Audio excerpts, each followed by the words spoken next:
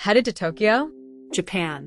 It's one of the most incredible cities on the planet, but a few rookie mistakes could make your trip stressful, expensive, or just plain awkward. So today, let's break down 7 tourist mistakes you definitely want to avoid in Tokyo and what to do instead. Stick around for number 7. It's the one mistake most tourists make without realizing it. Mistake 1. Not getting an IC card immediately. Don't waste time buying individual train tickets. Get a Suica or Pasmo card as soon as you land.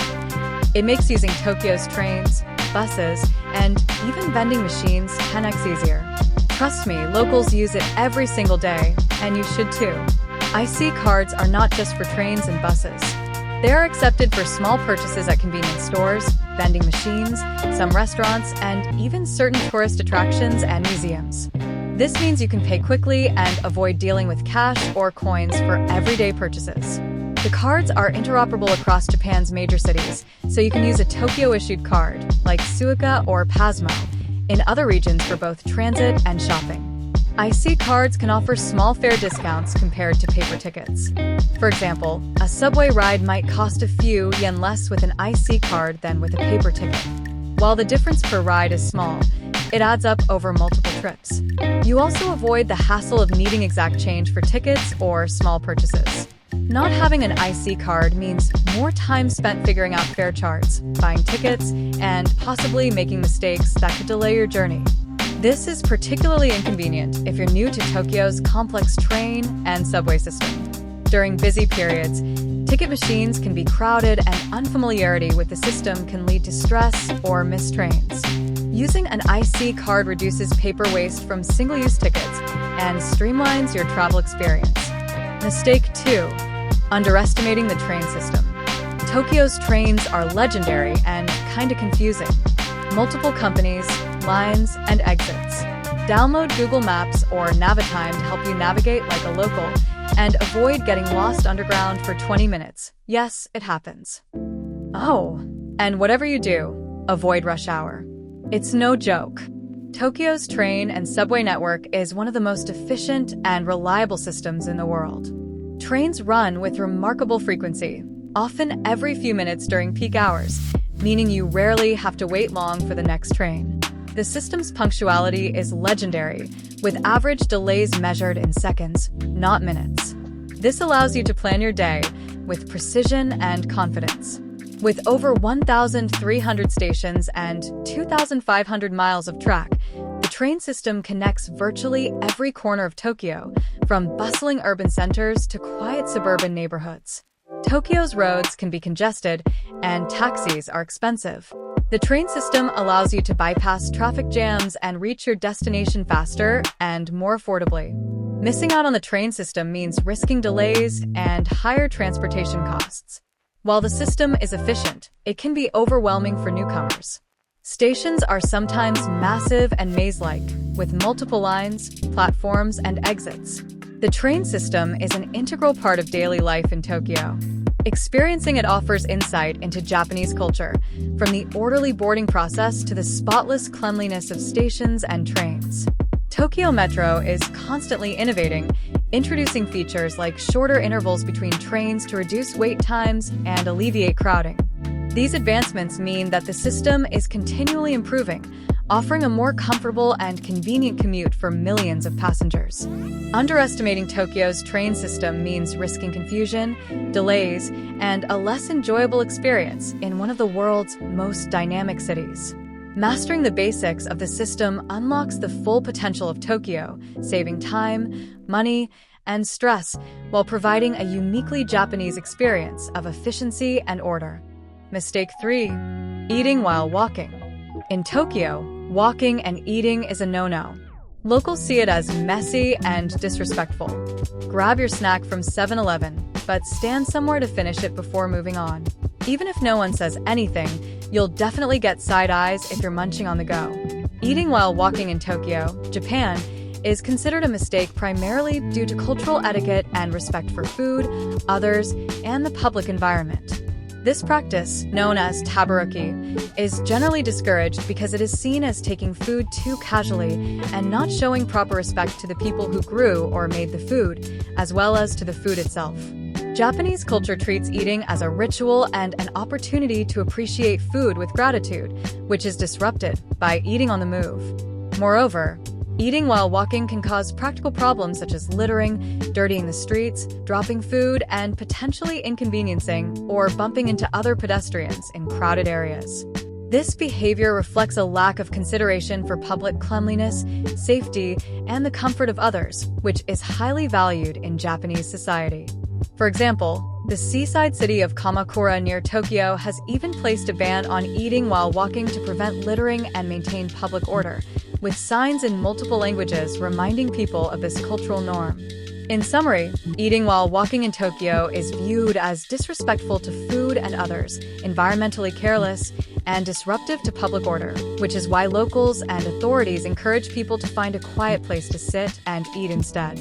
Mistake 4. Talking loudly in public or on trains. Tokyo is one of the quietest big cities you'll ever visit. Talking loudly in public, especially on trains, is a huge cultural faux pas. So, take it down a notch. Keep your phone silent and your voice low.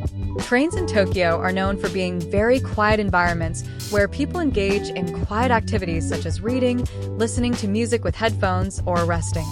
Loud conversations stand out and are seen as intrusive and disrespectful. Talking loudly, especially on the phone, is considered rude because it disturbs the peace and privacy of others. People often take calls away from busy areas to avoid bothering those nearby.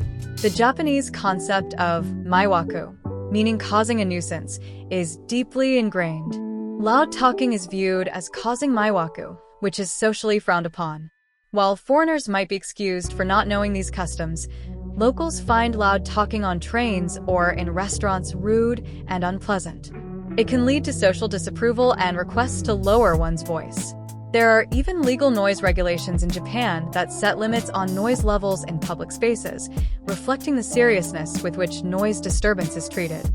In summary, talking loudly in public or on trains in Tokyo is a mistake because it violates the cultural expectation of maintaining quiet, respects others' privacy and peace, and avoids causing social nuisance or discomfort to fellow passengers. Mistake 5. Tipping. In Tokyo, tipping isn't just unnecessary, it can be confusing or even awkward. Great service is already built into the culture, and staff don't expect tips. So keep your cash. Just say, "Arigatou gozaimasu" with a smile instead. Japanese service culture is based on the concept of omotenashi, which means wholehearted hospitality where excellent service is provided as a standard and a matter of pride, not something that requires extra monetary reward. Service workers in Japan are paid fair wages and do not rely on tips for their income. Offering a tip can confuse Japanese service staff who are not accustomed to receiving extra money beyond the bill.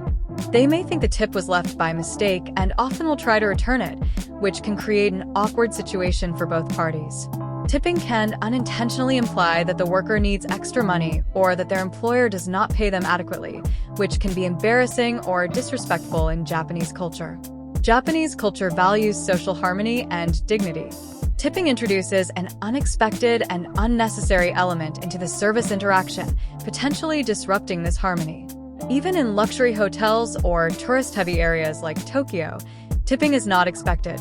Some places include a service charge in the bill instead. While younger generations and international hubs may be more accustomed to foreign tipping customs, the fundamental stance against tipping remains strong. In summary, tipping in Tokyo is seen not as a friendly gesture but as an unnecessary and potentially disrespectful act because it clashes with Japan's cultural norms of hospitality, professionalism, and social respect. Instead, expressing verbal appreciation or leaving positive reviews is more appropriate. Mistake 6. Only visiting the big tourist spots. Sure, you've got to see Shibuya and Asakusa, but don't skip Tokyo's quieter gems, like Daikanyama, Kagurazaka, or Shimikitazawa. That's where locals hang, and the vibe is way more relaxed and authentic. Popular spots like Tokyo Skytree and Tokyo Tower are often crowded, expensive, and can feel like tourist traps rather than genuine cultural experiences. For example, Tokyo Skytree is known for long lines and high fees, making it less enjoyable compared to alternatives like the Tokyo Metropolitan Government Building, which offers free, less crowded views. Tokyo is mostly residential neighborhoods with unique local cultures that tourists rarely see if they stick only to famous landmarks. Normal Japanese people often avoid these heavily tourist places, so focusing only on them means missing the real Tokyo vibe. Big tourist spots tend to reflect stereotypical images of Japan, such as shrines and busy urban scenes, but Tokyo's spirit lies in its blend of tradition and cutting-edge modernity, art, and design. Exploring beyond the main attractions allows visitors to experience this broader, more nuanced culture. Tourists who only visit major spots often have jam-packed itineraries and miss out on quieter, less commercialized areas, day trips, or local experiences that offer deeper insight into Japan's diversity and lifestyle.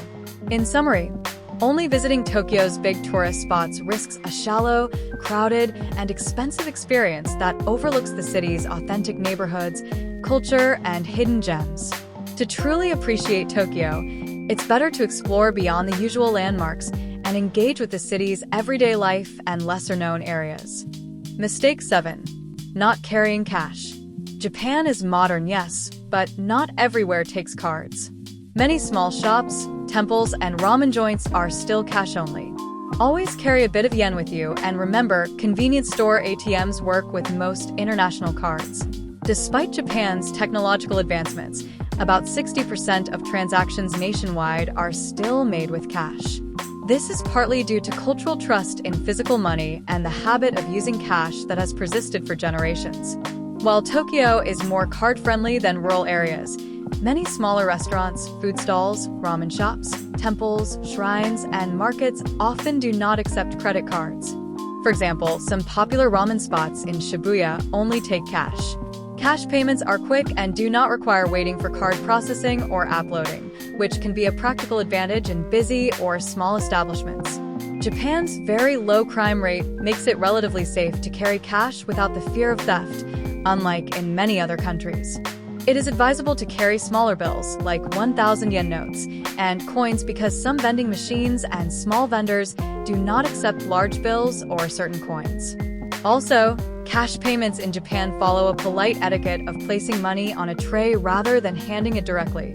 You may find yourself unable to pay at many smaller or traditional establishments that do not accept cards.